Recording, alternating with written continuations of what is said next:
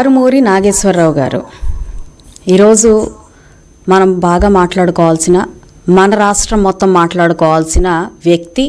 ఆ వ్యక్తి తాలూకు ఈరోజు తాజా పరిణామాల గురించి మనం మాట్లాడుకోవాలి. ఎందుకంటే వైఎస్ఆర్సీపీ పరిపాలనలో జరగని అక్రమం కానివ్వండి, జరగని స్కాములు కానివ్వండి, ఏ విభాగంలోనైనా జరగని స్కాములు కానివ్వండి, ఏ నాయకుడి దగ్గరైనా కూడా జరగని అక్రమాలు కానివ్వండి లేవు. అదే కోణంలోకి మరి మనం ఎప్పటి నుంచో ఈ లిక్కర్ స్కామ్ గురించి రాష్ట్ర వ్యాప్తంగా కూడై కూస్తున్నప్పటికీ గడిచిన 5 సంవత్సరాల్లో, వారి పరిపాలనలో సాగిన 5 సంవత్సరాల్లో ఈ లిక్కర్ స్కామ్ గురించి, లిక్కర్ పట్ల వాళ్ళు తీసుకున్న విధానాల పట్ల ప్రజలందరూ కూడా ఎంతో తీవ్ర వ్యతిరేకత చూపిస్తున్నప్పటికీ వాళ్ళ ఏకపక్ష ధోరణి, ఒక మోనార్కిజం ఎలా అయితే వాళ్ళు చూపించారో దాని తాలూకు పరిణామాల తర్వాత ఎలా చోటు చేసుకున్నాయో, వాటి మీద వచ్చిన ఆరోపణలు ఎలా ఉన్నాయో రాష్ట్ర ప్రజలందరికీ కూడా తెలుసు. నేడు మనం చూసుకుంటే కారుమూరి నాగేశ్వరరావు గారు మరి సివిల్ సప్లైస్ మినిస్ట్రీలో మినిస్టర్గా పనిచేసిన వ్యక్తి. ఆయన హయాంలో ఆయన తీసుకున్న ఈ మంత్రిత్వ శాఖలో ప్రతిదీ ఒక కుంభకోణమే, ప్రతిదీ ఒక స్కామే. పేదలకు పంపించాల్సిన బియ్యం దగ్గర నుంచి, మరి రైతులకు అందించాల్సిన సంక్షేమం దగ్గర నుంచి, ఆఖరికి లిక్కర్ దాకా కూడా ప్రతి దాంట్లో కూడా ఆయన యొక్క మనకి ప్రావీణ్యం మనకు కనిపిస్తుంది. జగన్మోహన్ రెడ్డి గారికి అత్యంత సన్నిహితులైన కారుమూరి నాగేశ్వరరావు గారు యొక్క ఈ విధానాల గురించి రాష్ట్ర ప్రజలందరికీ కూడా ఈరోజు కొత్తగా చెప్పుకునే అవసరం లేదు.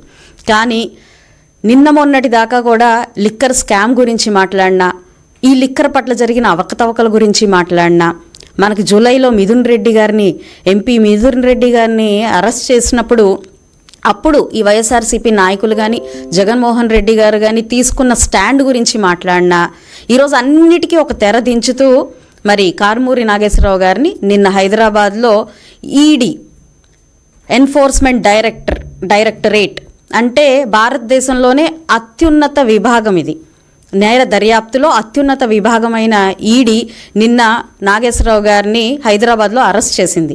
ఎందుకు అరెస్ట్ చేసింది అని అంటే ఈ లిక్కర్ స్కామ్లో ప్రధాన పాత్ర పోషిస్తూ రవాణాలో అత్యంత దారుణమైన స్కామ్కి వాళ్ళు పాల్పడడం.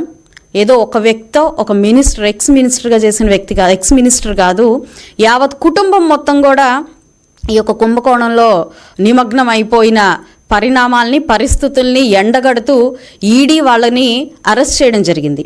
దీనికి ముందస్తుగానే వాళ్ళు బెయిల్ తీసుకోవడం కోసం వెళ్ళినప్పటికీ కూడా అత్యుత్తమమైన న్యాయస్థానమైన సుప్రీంకోర్టు దాన్ని రిజెక్ట్ చేసింది. ఒక్క కారుమూరి నాగేశ్వరరావు గారిని కాదు, యావత్ కుటుంబాన్ని, అంటే ఎవరైతే వారి కొడుకు అదేవిధంగా అల్లుడు ఇందులో ఉన్నారో, వాళ్ళు ఎవరైతే హ్యాండిల్ చేశారో ఈ స్కామ్ను మొత్తం కూడా, ఈ రవాణాలో జరిగిన అవకతవకలన్నింటినీ ఎవరైతే హ్యాండిల్ చేశారో వారిని, మరీ ముఖ్యంగా వారి కుటుంబ సభ్యుల్లో ఆడవాళ్ళను కూడా, వాళ్ళకు కూడా బెయిల్ లేని పరిస్థితికి సుప్రీంకోర్టు ఇచ్చింది. అయితే ఇప్పుడు ఏకంగా ఈడీ అండ్ సుప్రీంకోర్టు, ఈడీ అంటే అత్యుత్తమమైన దర్యాప్తు సంస్థ, ఒక ఎవరి ఇన్ఫ్లుయెన్స్ లేని ఒక ప్రత్యేకమైన విభాగం అది. దానికి ఎవరి ఇన్ఫ్లుయెన్స్ ఉండదు. అది నేషనల్, మనకి భారతదేశం యొక్క అత్యున్నత దర్యాప్తు సంస్థ. ఇక మనకి సుప్రీంకోర్టు గురించి చిన్నపిల్లవాడికి కూడా తెలుసు, అత్యుత్తమమైన న్యాయస్థానం. ఇక సుప్రీంకోర్టు తర్వాత that is the final judgement for any Indian citizen. ఇలాంటి 2 సంస్థలు ఈ యొక్క విషయం పట్ల ఎంతో ఫర్మ్గా ఉంటూ వారికి తగిన శిక్షను వేస్తూ ఈరోజు అటు సుప్రీంకోర్టు వారికి బెయిల్ నిరాకరించింది యావత్ కుటుంబానికి, అదేవిధంగా ఈడీ దానికి తదనుగుణంగా ఈడీ వాళ్ళని అరెస్ట్ చేయడం జరిగింది.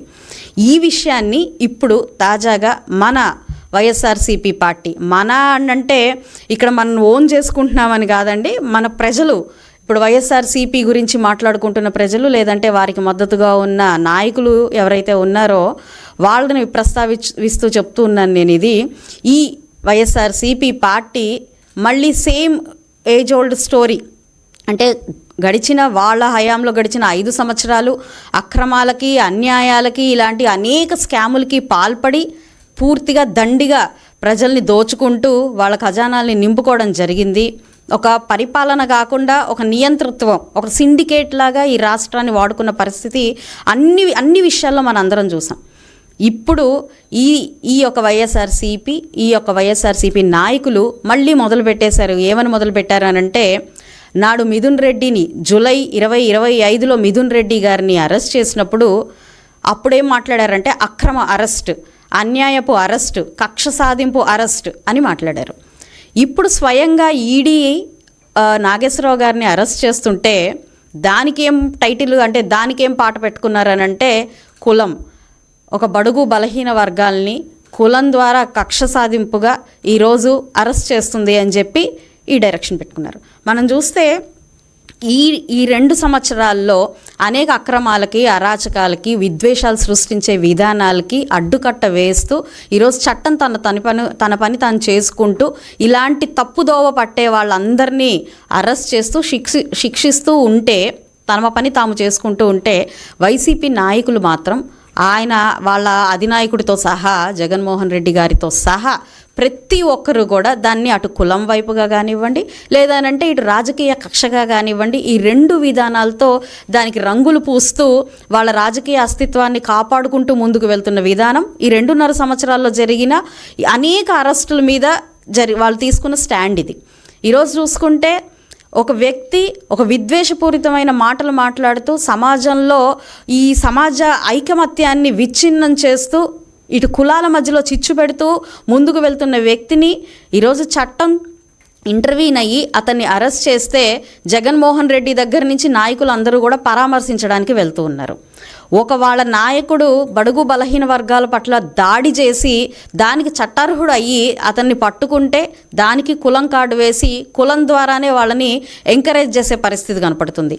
ఒక వ్యక్తి ఒక మినిస్టర్గా వ్యవహరించిన వ్యక్తి ఒక రాజకీయ నాయకుడు కాదు, సీఎంగా చేసిన వారి కుటుంబాన్ని, వారి తల్లిని దూషించి దానికి చట్టపరంగా తీసుకున్న నిర్ణయానికి కులం కార్డు వేసుకొని పరంపరని నడిపించిన పరిస్థితి ఉంది.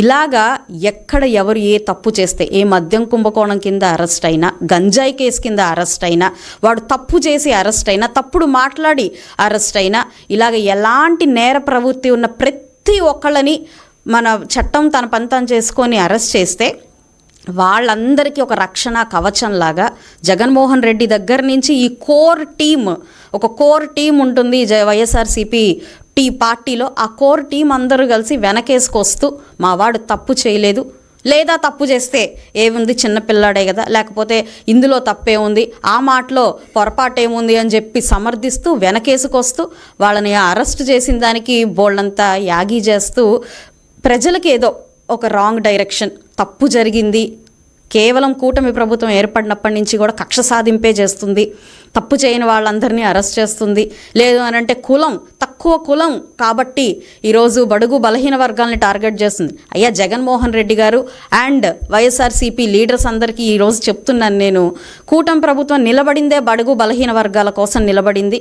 వాళ్ళకి అత్యుత్తమమైన స్థానాన్ని ఇస్తూ వాళ్ళ సంక్షేమాన్ని, వాళ్ళ డెవలప్మెంట్ కోసం కృషి చేస్తున్న ప్రభుత్వం ఏదైనా ఉంది అని అంటే అది తెలుగుదేశం పార్టీ, తెలుగుదేశం ప్రభుత్వం, కూటమి నాయకత్వాన్ని నేను ఈరోజు గంటపదంగా చెప్తూ ఉన్నాను.